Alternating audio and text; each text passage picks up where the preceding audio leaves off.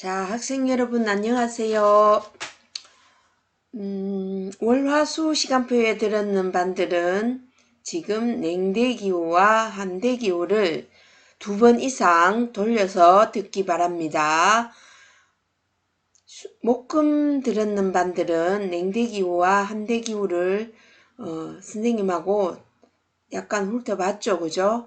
그래서 목금 시간표 사람들은 이 수업을 듣지 않고 고산기후부터 들어도 되겠습니다. 월화수 시간표 반들은 꼭 2번 이상 돌려서 듣기 바랍니다. 자, 오늘은 한대기후 되겠습니다. 이번 시간에는 한대기후 지역인데요. 자, 한대기후는 E, F, E, T로 구분되어 있습니다. E는 별다른 뜻이 있는 게 아니고 이 기후를 구분한 쾌펜이라는 사람이 A는 열대기후, B는 건조기후, C는 온대기후, D는 냉대기후, E는 한대기후 이렇게 구분했습니다. 그 중에 이 T가 툰드라라는 뜻이고요. 이 F는 영구 빙설 기후라는 뜻입니다. 툰드라 기후와 영구 빙설 기후의 기준은 최난월 0도 이상 되겠습니다. 최난월이 0도 이상이면 툰드라 기후가 되고 0도 이하이면 영구 빙설 기후가 됩니다. 툰드라 기후에는 나무가 자랄 수가 없습니다. 농사가 당연히 안 되죠. 나무가 자랄 수 없는 무수목 기후에는 선생님이 건조기후 할 때 강조해 준 것처럼 건조기후 지역과 여기 툰드라 기후 지역이 나무가 자랄 수 없는 환경입니다. 자, 툰드라 기후와 빙설 기후로 구별되고 여기에는 겨울이 아주 길고 인간 거주가 극히 어려운 지역이라고 하겠습니다. 특히 남극 같은 EF 기후에는 인간이 거주하기 어려운 지역이고 인간 거주하지 않는 지역이라고 알려져 있습니다. 자, 그러면 남극 기지에 사람이 살고 있잖아요. 라는 반론이 들어오겠는데 남극 기지에 인간이 살고 있는 것은 인간이 거주하는 것하고는 달리 일시적인 거주가 되겠죠. 인간이 살고 있는 장소라는 것은 인간이 자신의 유전자를 남기고 그 한마디로 인간이 자식을 낳고 그 자식들이 또 자식을 낳고 그 대대손손 거기에 살 수 있는 환경이라야만이 인간이 거주하는 장소라고 합니다. 그러니까 남극, 북극 얼음이 덮여 있는 곳, 아주 고산 지역에 얼음이 있는 곳은 인간 거주가 불가능한 지역인 것이죠. 자, 나무가 살기 어려운 지역은 인간 거주도 어렵습니다. 그래서 나무가 없는 건조기후, 나무가 없는 빙설기후는 인간이 살지 못하는 지역입니다. 자, 툰드라 기후와 병설 기후 중에 가장 중요한 것은 그 툰드라 기후죠. 자, 툰드라는 짧은 여름이 존재합니다. 여기에는 지오이류, 선태류 같은 이끼 종류들이 자랍니다. 짧은 여름 동안요. 그래서 여름 동안 이 이끼들을 먹고 사는 술록들이 있습니다. 술록들은 덩치가 굉장히 크고 요즘은 금방 우리가 다 검색해 보면 알 수 있습니다.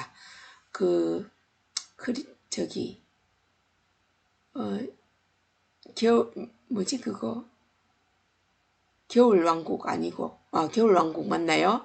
겨울왕국에 나오는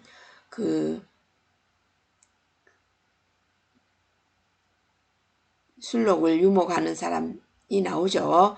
자, 술록은 사실은 추운 겨울에는 툰드라 지역에 있지 않고 냉대기후 지역으로 옮겨갑니다. 냉대기후 지역에 있다가 여름에는 툰드라 지역에 와서 생활을 하고 번식을 하고 다시 살을 찌워서 겨울 동안에는 냉대기후 지역에 잠시 피난을 갔다가 다시 여름이 오면 이 지역으로 와서 유목을 하죠. 그래서 이 술록을 따라서 유목하는 사람들이 이 지역에 살고 있고요. 이 지역 사람들은 술록에서 옷을 얻고 먹을 것들을 얻죠. 그리고 수렵을 해서 다른 사냥도 하고 그리고 어업에 종사하기도 합니다. 어업 중에는 큰 물개라든가 그 다음에 연어들이 회유할 때 그 연어들을 많이 잡아서 먹고 삽니다. 이 지역에 살고 있는 사람들을 예전에는 에스키모, 사모예드, 핀족, 핀 이런 식의 그 고유 명칭으로 불렀는데 오늘날에는 이 북극권에 살고 있는 사람들의 말을 존중해서 이누이트라고 부릅니다. 이누이트는 우리는 사람이다 라는 뜻이고요. 에스키모는 생고기를 먹는 사람들이라는 다소 야만스럽다는 뉘앙스가 담겨 있는 이 사람들을 차별적인 언어로 불려지죠. 그래서 에스키모라고는 하지 않고 요즘은 이누이트라는 말을 씁니다. 이 사람들을 다 합해서 이누이트라고 하죠. 자, 여기에 한대기후의 생활 양식을 잠시 살펴보겠습니다. 한대기후는 옷은 당연히 동물의 가죽과 털을 활용한 옷을 입습니다. 옷차림이 굉장히 두껍고 무거운 편이죠. 그리고 음식은 열량이 높은 육류를 먹고 삽니다. 술록이라든가 연어라든가 물개 같은 것들을 잡아서 음식으로 사용하죠. 고래 같은 것들도 먹기도 합니다. 그리고 이들의 전통 가옥은 여름용은 유르트라는 천막집이고요. 겨울에는 이글루, 일시적인 이글루 같은 집을 짓고 삽니다. 자, 아래의 지도를 보면 이 지도는 자 모스크바 하고 요 캐나다 이쪽 지역에 있는 짙은 색 부분은 냉대기후 지역이죠. 우리가 타이가라고 했던 그 냉대기후 지역이고 지금 여기 베로라고 나와 있는 요 알래스카에 있는 도시입니다. 이쪽은 툰드라 기후가 되겠습니다. 툰드라 기후보다 더 북쪽은 뭐가 되냐면 여기는 바로 영구 빙설 기후가 되겠죠. 남극도 마찬가지로 영구 빙설 기후가 되겠습니다. 그리고 남반구에는 냉대 기후가 없죠. 온대, 그 서한 해양성 기후가 있고요. 여기에는 냉대 기후가 있을 만한 지역에 이쪽 지역에는 그 대륙이 없기 때문에 냉대 기후가 나타나지 않습니다. 자, 그 다음에 냉대 기후 지역은 냉대가 아니고 한대지. 한대 기후 지역은 고산가옥이 분포합니다. 이때 고산가옥은 우리가 열대지방을 배웠을 때 높을 고자 마루상자가 아니라 여기에는 그야말로 높을 고자 위상자입니다. 높게 기둥을 세워서 위에 집을 땅 위에 집을 지었다는 뜻입니다. 왜 그럴까요? 자, 왜 그러냐면 이거는 툰드라 기후 지역의 이 특징들 때문인데요. 이 툰드라 기후 지역에는 지하수가 겨울이 되면 옵니다. 지하수들이 땅속에 고여 있다가 얼었을 때 겨울 동안은 괜찮은데요. 이것들이 여름이 되면 녹습니다. 그러면은 땅이 갑자기 푹 꺼지게 되거든요. 그러면은 이 푹푹 꺼지면서 집들이 지진 때처럼 무너질 가능성이 높기 때문에 일종의 완충지대를 둔 것입니다. 그래서 이 툰드라 지역의 특징이죠. 여기에는 다 이런 고산가옥을 짓는다는 것이 특징입니다. 열대 지역에 고산가옥을 짓는 것과는 진짜로는 다르죠. 그죠?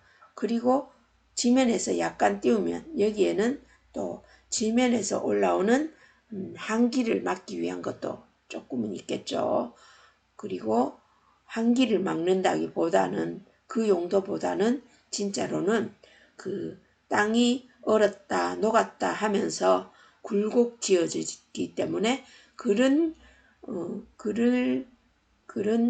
울퉁불퉁한 땅 위에 땅이 일종의 지진처럼 흔들리는 것을 막기 위한 완충 효과가 가장 큰 목적이라고 볼 수 있겠습니다. 그러면 이 한대기후 지역에 선생님이 중요한 이야기는 다 한 것 같은데요. 그런데 사실은 이 한대 지역은 이런 자연 지리적인 요인보다는 인문지리적인 것이 굉장히 지금 중요하게 여겨집니다. 인문지리적인 중요한 것은 뭔가 하니까 여기가 바로 항공교통의 요지라는 거죠.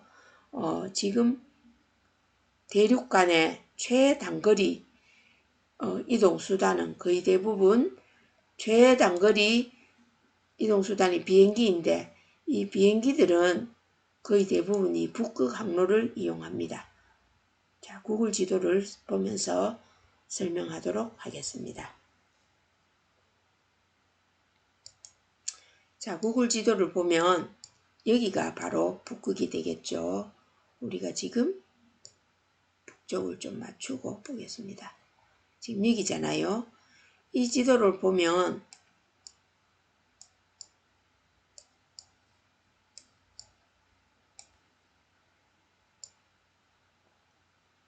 여기가 그린란드 섬이고 북극이 어디 되겠네요. 요쯤 되는데 요쯤이 북극이겠네요. 요쯤 되는데 여기가 이렇게 둘러싸고 있죠. 북극 바다를 대륙 땅들이. 그래서 여기에 보면 이 가장 대륙끼리 연결하는 비행기가 가장 빨리 갈 수 있는 통로가 이 극지방을 통과해서 가는 것입니다. 그래서 북극 항로로 굉장히 중요하고요. 그 다음에 오늘날은 중요한 게 뭔가 하니까 우리가 모두 알고 있듯이 빙하가 지금 녹고 있잖아요. 그러면 빙하가 녹으면 이 북극은 바닷길이 열리는 것입니다. 이 바닷길이 열리면 어떻게 되느냐면 지금 우리나라에서 유럽까지 간다고 생각해 봅시다. 여기에서 유럽으로 가려면 이 중국의 동진화해라고 하죠. 동차이나 중국의 바다를 지났어. 남진화해 중국의 남쪽 바다를 지났어. 인도차이나 반도를 돌았어. 보르네오 섬 지났어. 말레이 반도를 지났어. 우리가 이 좁은 싱가포르를 다 지나가죠. 그래서 싱가포르이 발달했잖아요. 이 바다를 싱가포르 쪽으로 지나갑니다. 우리가 요 싱가포르이 작은 섬이거든요. 여기를 지나서 이 바다를 우리가 지나갑니다. 다 여기를 지나서 어디로 가느냐 하니까 인도양으로 가겠죠. 이렇게 돌아서 인도양 바다를 지나갑니다. 그 다음에 여기 바다를 또 인도양 바다를 지나가지고 어디로 가느냐면 여기가 페르시아만이죠. 이쪽이 페르시아만. 그 다음에 여기 바다가 홍해바다입니다. 이 홍해바다를 지났어. 그 다음에 여기에 가다가 보면 이번에 사고가 크게 난 수에즈 운하가 있죠. 이 수에즈 운하를 지났어. 여기 바닷길이 있어요. 여기에서 운하가 이렇게 있죠. 바닷길을 따랐어. 요 수에즈 운하를 지났어. 어디로 가느냐 하니까 여기가 바로 지중해죠. 이 지중해를 또 지났어. 지중해 바다를 지났어. 바다를 지났어. 그 다음에 좁은 여기가 지브롤터 해협이죠. 이 바다를 또 지났어. 대서양으로 나왔습니다. 대서양에 나와서 스페인 바다를 지났어. 영국으로 갑니다. 영국과 프랑스 해협으로 갔어. 자, 프랑스에도 가고 스페인도 가고 네덜란드도 가고 네덜란드에서 독일 같은 데로 올라갑니다. 그죠? 라인강을 따라서 이렇게 가기도 하고 저 위로 가서 스웨덴, 노르웨이, 스웨덴, 핀란드 같은 데로도 가겠죠. 러시아로도 갑니다. 이렇게 멀리 돌아서 가잖아요. 그런데 자, 북극 바다가 열렸습니다. 북극 바다가 열리면 어떻게 되느냐니까 우리가 어디로 가겠어요? 자, 동해 바다에 나옵니다. 자, 북한으로 가겠습니다. 자, 여기로 지나서 이쪽으로 갑니다. 그죠? 이쪽으로 가서 일본 지나가지고 여기로 가겠죠. 홋카이도 쪽으로 가서 이쪽으로 갔어. 이쪽으로 갔어. 요쪽으로 갔어. 여기가 베링해죠. 요 베링해를 건넜어. 어디로 간다? 북극으로 바로 넘어서 모스크바도 가고 열차를 통해서 유럽으로 이쪽 유럽은 기차로 다 연결되거든요. 이리로 가고 아니면 배를 타고 영국까지 가도 되죠. 이쪽으로 이렇게 가면 아까 갔던 홍해 길보다 3분의 1 정도가 줄어들어요. 그러면은 물류비용이 3분의 1이 줄어들겠죠. 그래서 이 길을 지금 우리가 여름에는 이용합니다. 이용할 수 있습니다. 겨울 동안에는 아무리 빙하가 녹는다고 해도 쓰기는 어렵겠죠. 그래서 지금 해운업계에서는 이거를 굉장히 큰 기회로 생각하고 있어요. 자, 그 다음에 이 북극 얘기를 또 해볼게요. 이쪽에 보면 여기가 러시아인데요. 스발바르 제도죠. 인간이 사는 가장 북쪽의 섬인데 이 섬은 노르웨이 땅이고요. 여기에 보면 러시아에 야말 반도가 있어요. 야말 반도 쳐볼까요?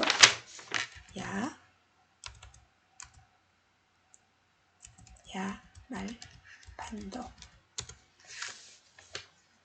자, 어딘가요? 요거죠, 요거. 스발바르하고 가까워요. 이 야말 반도가 선생님이 왜 중요하냐면 여기가 바로 술록을 유목하는 사람들의 본거지예요. 네네츠족이라고 하는데 그 사람들이 여기에 술록을 몰고 살고 있어요. 그런데 이 네네츠족보다 더 중요한 사람들이 있거든요. 야말 네네츠 해놨잖아요. 여기가 왜 중요하냐면 전 세계에서 나는 천연가스의 거의 대부분이 여기에서 나와요. 천연가스는 러시아가 70%를 차지하고 있거든요. 천연가스 70% 중에 거의 대부분이 이 야말에서 나와요. 이 야말이 그래서 중요한데요. 이 야말에서 나오는 천연가스가 어디로 가겠어요? 어디로 가느냐 하니까 이게 유럽으로 가요. 유럽으로 가서 지금 사실은 러시아에서 천연가스를 안 주면 유럽이 겨울에 얼어 죽을 지경이죠. 유럽의 난방을 책임지고 있는 곳이 바로 여기라요. 그럼 어떻게 가느냐? 이것들이 다 파이프라인을 통해서 다 지나갑니다. 이 파이프라인이 또 어디로 지나가느냐면 사실은 요 나라가 어느 나라고? 우크라이나로 지나가. 우크라이나로 가기 때문에 이 우크라이나 지역은 저절로 지나가는 것만으로도 여기죠, 그죠? 우크라이나가 어디냐? 야말반도 여기 있고 우크라이나 여기 있단 말이에요. 이쪽에서 이 우크라이나 쪽으로 가서 유럽으로 갑니다. 그래서 우크라이나는 여기 천연가스 안 나요. 그런데 천연가스가 당연히 우크라이나도 이 천연가스를 쓰고 있겠죠. 값싸게 쓰고 있어요. 일로 가서 폴란드 지나가지고 독일, 특히 독일하고 프랑스 북부 쪽에까지 이